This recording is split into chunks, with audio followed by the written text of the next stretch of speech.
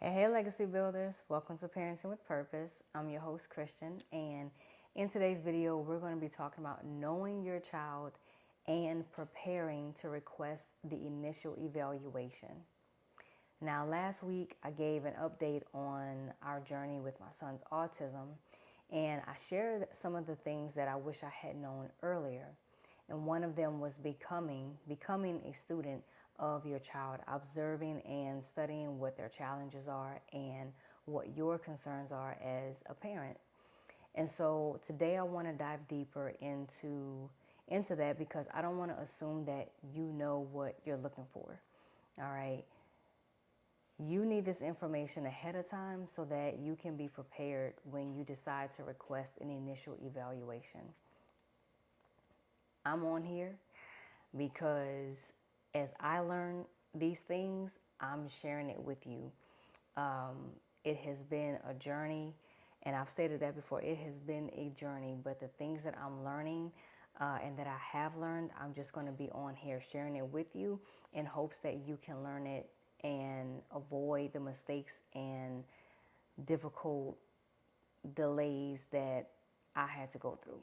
Okay, so when requesting an initial evaluation, you want to speak with your child's teacher to see who they can point you to.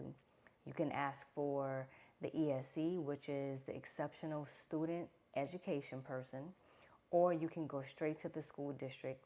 And in some cases, you'll most likely speak with an intake specialist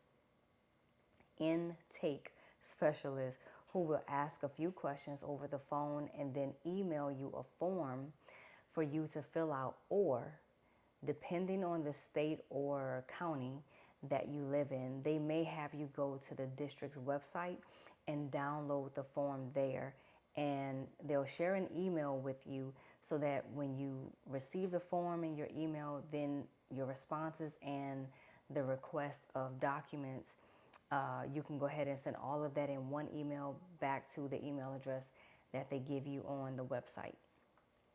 All right. Once you receive the form that's titled Request for Initial Evaluation, of course, you're going to fill out your basic information, your name, your address, contact information, the school your child attends, all of that, right? It will also ask you questions like, describe the educational and learning concerns that prompted this request for consideration. It'll ask if you are concerned about your child's academics or communication, such as speech or language. This is a big one. It will ask about the teachers possibly expressing similar concerns. And this is where I was saying previously that it's important for you to stay in communication with the teachers, whether it be phone, in person, email, and honestly, you always want communication in writing to cover yourself.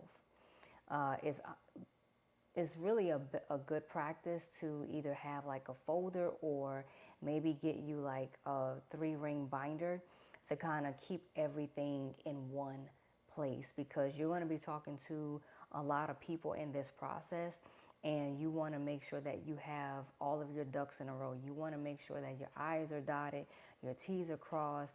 You want to make sure that you have all of the communication, all of the dates, all of the requests.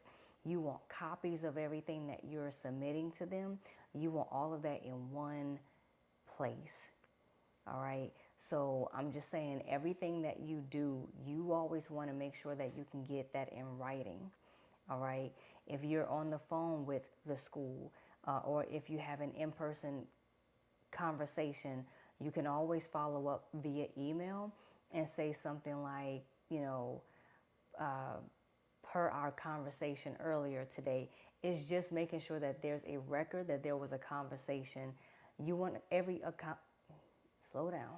You want every conversation to be accounted for. Okay?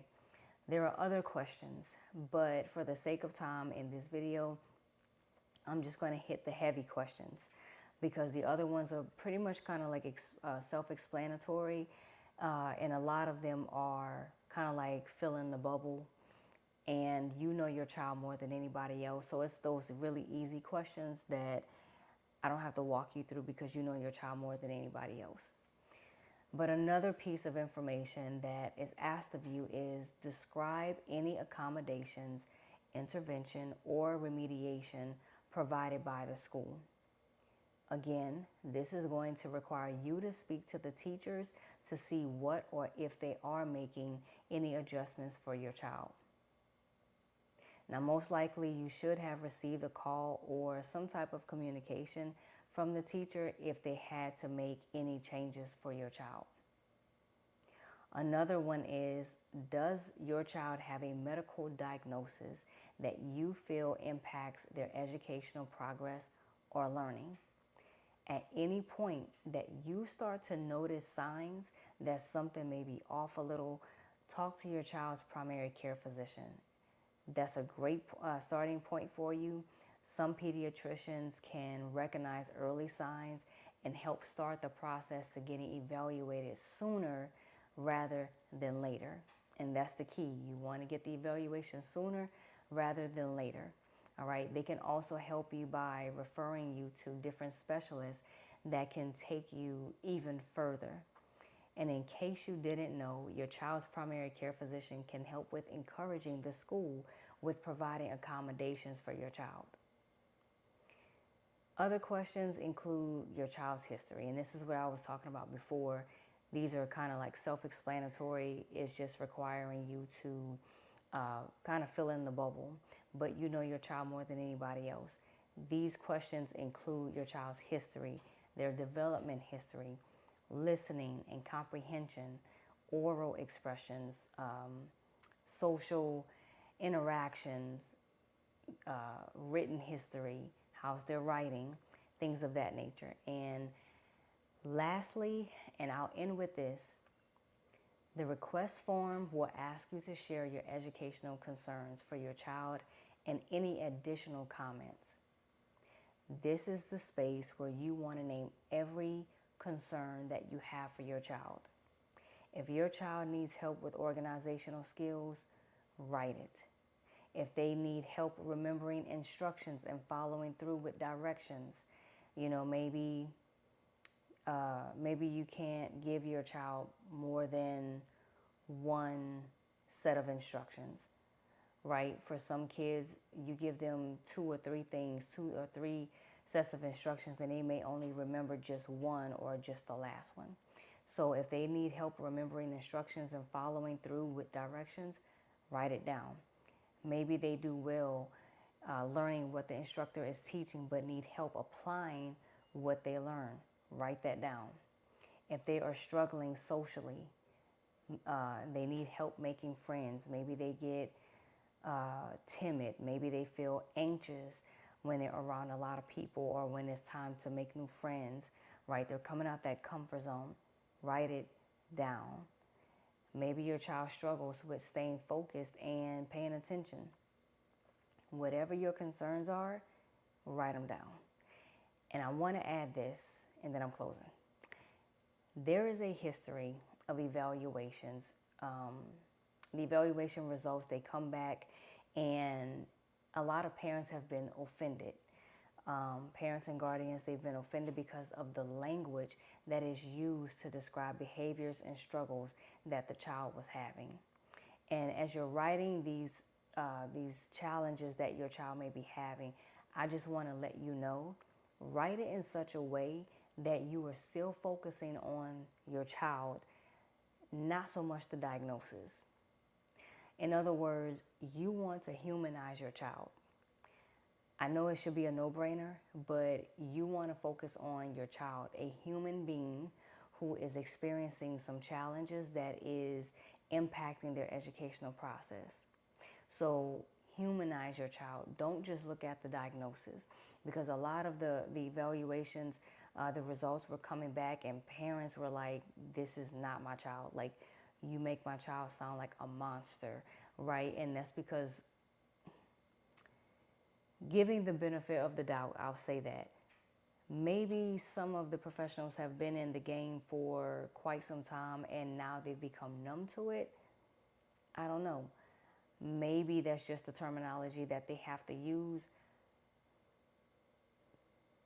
Fair enough, but at the end of the day, we still want to humanize our children, right? So just remember, as you're stating your concerns and the challenges that your child is having, remember to say it in such a way that they know it's a human being. It's reminding them, hey, this is a human being who is experiencing these challenges, and these are my concerns for my child.